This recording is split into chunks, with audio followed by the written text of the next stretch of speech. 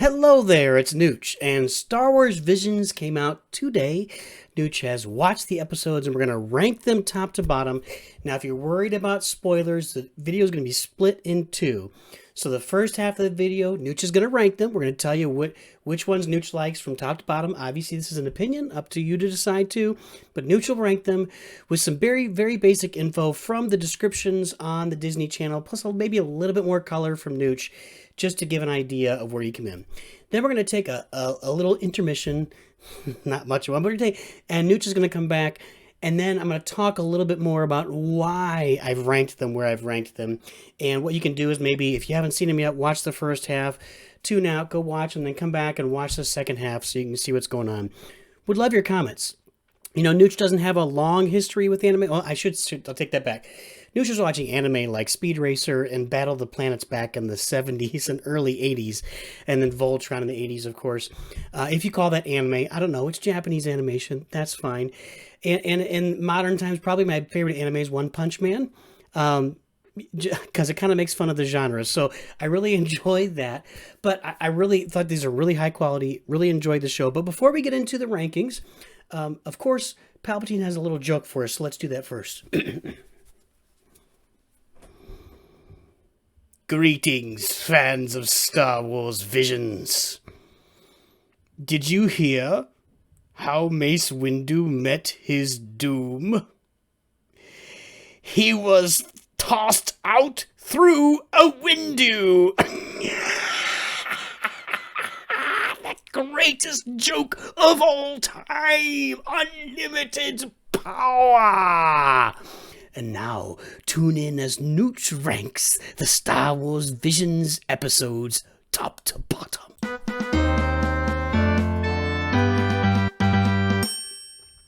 It's good that Palpatine can find jokes he really enjoys from time to time. He's kind of a cranky old guy. So let's start off with this. We're going to start at number 9. And coming in at number 9 is The Village Bride. And The Village Bride, a Jedi on the run, takes in the unique customs of a remote village under threat by a landlord. So yeah, the Jedi shows up at the beginning on this remote planet, witnesses a young couple getting married, and then the fun ensues from there. And again, I'm going to really limit this information in the first half of the video. We'll dig into it in depth in the second half if you want that. The spoilers come in the second half. So coming in at number 8 is Lop and Ocho. By the way, I'm reading the first part just from the Disney Channel, and then I'm kind of adding a little bit of information above that. So Lop and Ocho. A family is torn about what to do when the Empire encroaches on their planet. Now, the main character is Lop. She is a furry. She is a lop-eared bunny, and she's an orphan, and then is adopted by this family. And then we fast forward in time to that storyline with the Empire. Coming in at number 7, The Elder. A Jedi and his Padawan pursue a dark and powerful presence. That's really a pretty good summary of it. It starts off with a Jedi and a Padawan approaching a planet on whatever their current mission is. Seems pretty passive, but the young Padawan craves adventure, and the Jedi Master is a little bit more Jedi mastery. Just we'll take it as it comes and deal with it there. Coming in at number 6 is TOB1. Now, when you see it, you might think it's T0B1. TOB1. That's how you're going to say it, and think about TOB1. A cybernetic boy who dreams of being a Jedi discovers a dangerous truth about his creator. That's a really good summary. I don't think I can add much more there, and I don't want to add much more. You have to get into it on your own. Number 5, Tatooine Rhapsody. Tatooine Rhapsody, a band with big dreams must save one of their own from Jabba the Hutt and Boba Fett. That is a really good synopsis. They're on Tatooine, and it's a band.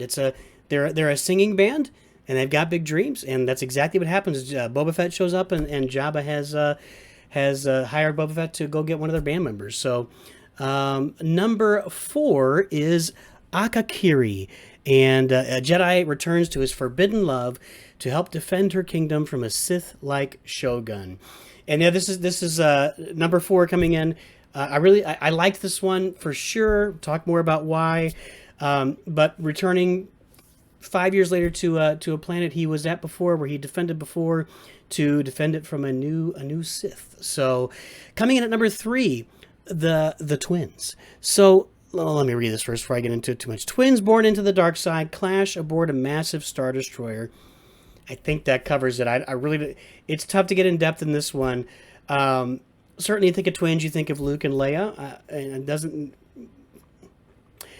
You do get a little alternate universe 3PO and R2 in this one, which is pretty cool.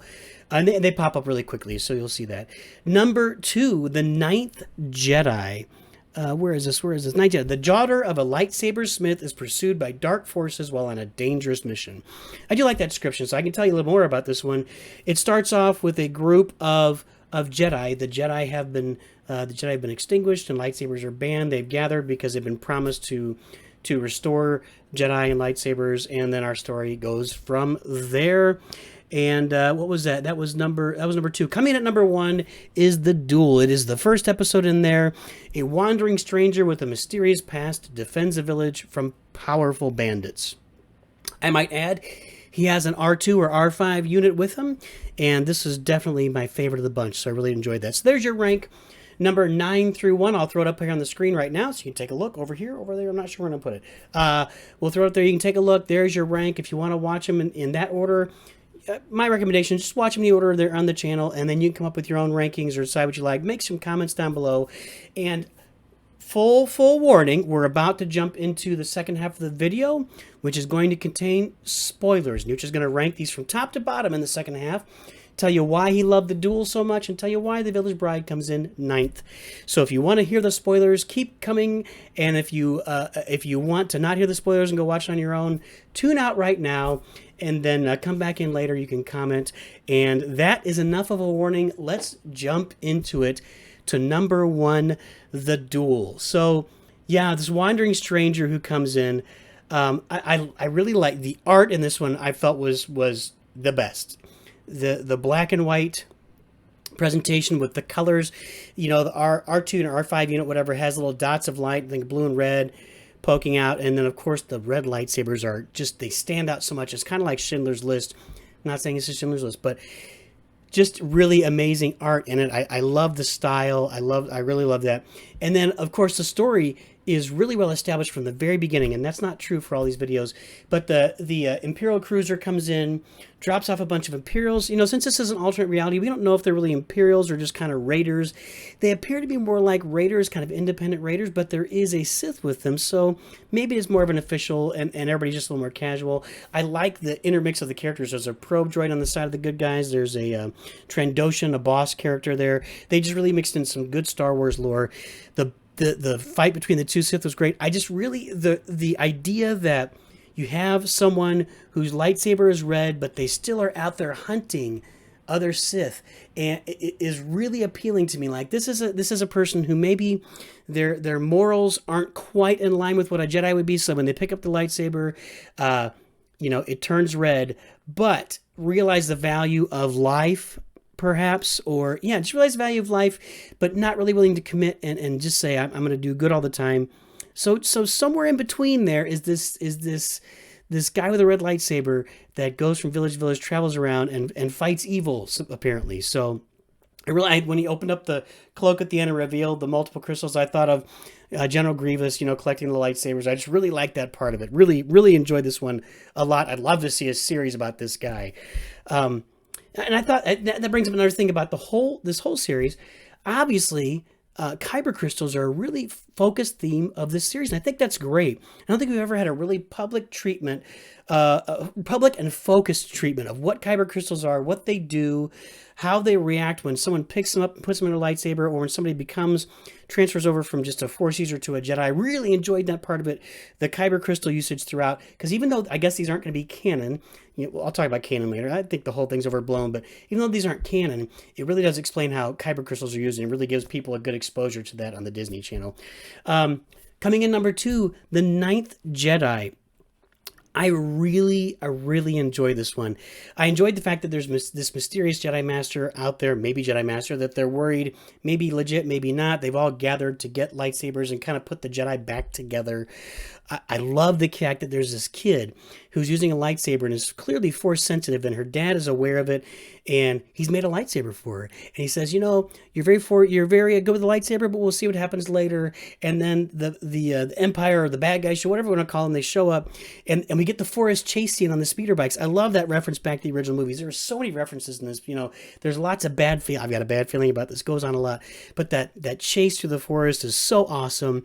Then she has to go and get a ship to fly up to the orbiting space station, and there, of course, is the slow moving droid who's kind of smoking a pipe, and he's like, "Yeah, I'll get there when I'm ready." And she's trying to push. She's pushing like, "Let's go!" I really love that part of it. Then he comes with her in and watches the whole battle at the end is amazing, and that her kind of like her darksaber converts to I don't know if it's officially a darksaber, but it converts to a green lightsaber in the middle of the battle. Turns out the guy's legit, but all these people are Sith. They're all Sith, and they're there to finish the destruction. I love that. I love that twist. So this one again had the story established from the beginning. Even got a twist in there. I think for the artwork itself, that's what I really prefer the duel for. And I just really like the story of this one guy traveling around. So that's why it comes in number 2. Number 3 for Nooch is the twins. This idea that you can have this Luke and Leia, they're out there. And obviously it's not Luke and Leia, they're both blonde.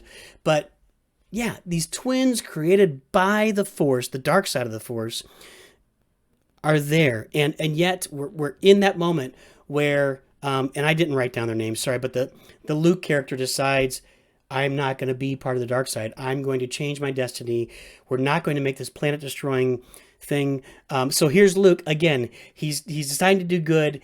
He cuts the Star Destroyer in half. At the end of it, he destroys the Death Star again, all over again in this. So it's a really good parallel. But you've got Leia fighting against. She's not Leia again, I know, but she's fighting against it. She's trying to commit to the dark side, and he tells her, you don't do it. This is your future. I'm showing it to you. I just really enjoyed that, and I like the play on the lightsabers. It was in the first one too, where she kind of had the umbrella. In the duel, she kind of had the umbrella of lightsabers, but in this one, she's able to take the dark side lightsabers and turn them into like 6, and then they shoot out. They don't necessarily just perform as lightsabers; they turn into giant beams, or even just huge, almost like a blaster shooting out. So it's really cool. I really enjoyed that part of it. So that comes in at number 3. Number 4 for Nooch is Akakiri. So this, the Jedi comes back to the planet. He was there 5 years ago. Clearly has a relationship with this woman that he clearly loves her. And so there's more trouble brewing after he saved him last time. He comes back, and this time they've been completely exiled. There's just 3 of them. It's just the princess and her 2 goofball cohorts. And the opening battle scene is interesting, but he's clearly being attacked by this new Sith right off the bat. And then he goes on like a journey through the planet to go confront this evil that is the princess's aunt, right? So the princess's aunt has gone to the dark side, is now a Sith Lord, is running the planet, and they have to go confront her. I really like that. I really like the battle at the end, and then the choice he has to make at the end to convert. You can save the woman you love, but you have to convert to the dark side to do it. And boom, he does it. I'm not sure any of us will make a different choice. I really enjoyed it for that. Now, there's kind of a line here between number 4 and number 5. I really enjoyed the first 4. And I feel like I've ranked them exactly. But number 5, Tatooine Rhapsody, kind of hits a line where I was starting to enjoy them a little bit less. This is really kind of in that the graphics are really kind of in that kid vein. They're in the vein of like a Pokemon or and again, I'm not an expert on anime, so somebody's gonna light me up, and that's fine. But the graphics didn't really do it for me. It was really, they were really kid, like they turned Boba Fett into a kid, kind of in kid graphics and all the kids. The idea of a band, that's fine, but it's not really Star Wars centric. It doesn't really flow with the rest of the stuff with kyber crystals. But I did like the fact that Boba Fett is there and Jabba the Hutt's there. I like them being in the arena or the stands where the races took place. The Boonta Eve races took place. I like that they're all there. It's working. That's where it takes place. I like all the references to Star Wars in this. The story doesn't really do it for me. It comes in at number 5. Number 6, similar graphics, kind of childish graphics. TOB1. I like the TOB1, and then you have the oh shoot, what was the droid called? The OP3 or so. Oh, I should have wrote that down. I didn't write, but yeah, the droid has clearly got a C-3PO reference name while being more like R2-D2. I did enjoy that. I like the Darth Vader character. Just a little childish, and I go back and forth between Tatooine Rhapsody and TOB1 for 5 or 6. You know, it was good. It just seemed like it developed way too fast. Like the story was just boom. It's kind of like Rey in Force Awakens. This kid doesn't know anything about the Force, and all of a sudden, bam, he's fighting Darth Vader. You know, defeating Darth Vader. And I found that, you know, that seems more like you're trying to tell this big, long, extended story in 13 minutes, you know. If you want to do that, you know, focus on the series and just give us the first part of the story. So I just thought, and by the way, who stacked up the rocks on the dead Jedi? Like, did they give him an honorable burial? That's really weird. So, yeah, this one comes in at number 6. I did like the graphics. I liked the character. He was really interesting to me. I just didn't like the development of the story and how quickly it developed. Number 7, The Elder. I wrote this down. Lots of talking and nothing happening, and there's no real story. Like, we don't know why they're going to this planet. We don't know what they're trying to accomplish. They're just on their way to a planet just to seemingly guard it, and the Jedi Master is used to just going to planets. He's been everywhere, apparently, you know, and lots of boring stuff. The Padawan is craving action. We get that. But we're not really introduced to the story other than he gets a disturbance in the forest. Know that there's a Sith Lord there. The Sith Lord, I did like his character, and he clearly wipes out the Padawan. But then, how the heck is that Padawan alive? Like, I'm not digging that. Like, the Sith just swipes right through him, and you're telling me he couldn't sense that the Padawan is still alive while he's laying there on the ground and finish him off? That part just really, I don't know, maybe he didn't finish him because he was a Padawan. He talked about the fact that you know, he wasn't the Jedi Master. I don't know if I'm buying all that. I did like how the mustache came straight out of the nose. Both sides of the nose is mustache straight out. I really enjoyed that. But I don't know, I'm just not buying I'm just not buying it. It was, I like that part, but yeah, it left something to be desired. And these last two are really I feel like definitely at the bottom for Nooch. Lop and Ocho.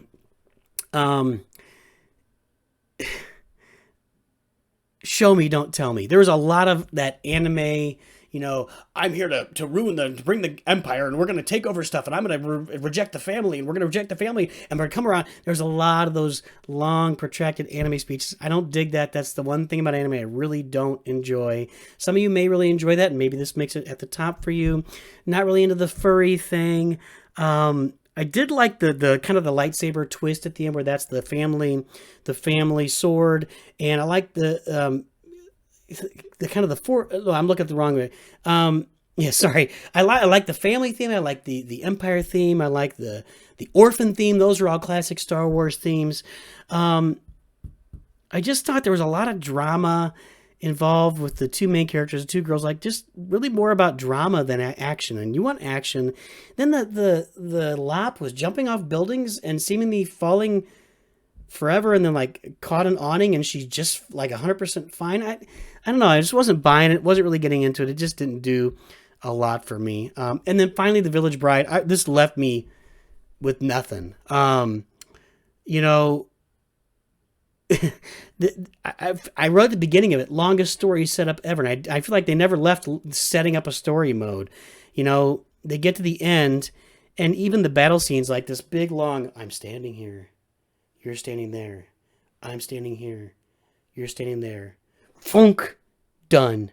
You know, I just wanted to see a lot more than a girl getting married and her sister gets captured. I don't know why she got captured. Did her sister actually do something, or was just holding a thermal detonator, apparently?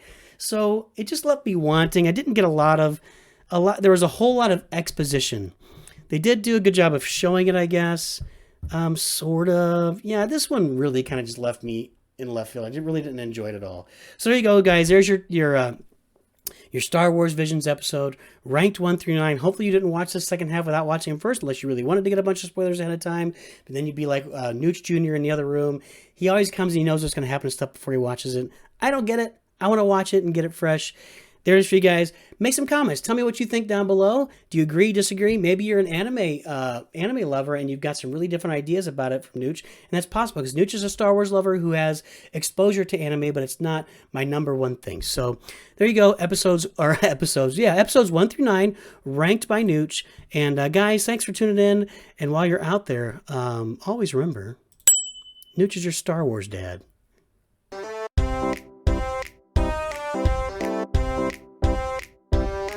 Hello there. It's the episodes of Star Wars Visions. I don't know what you call them, a furry.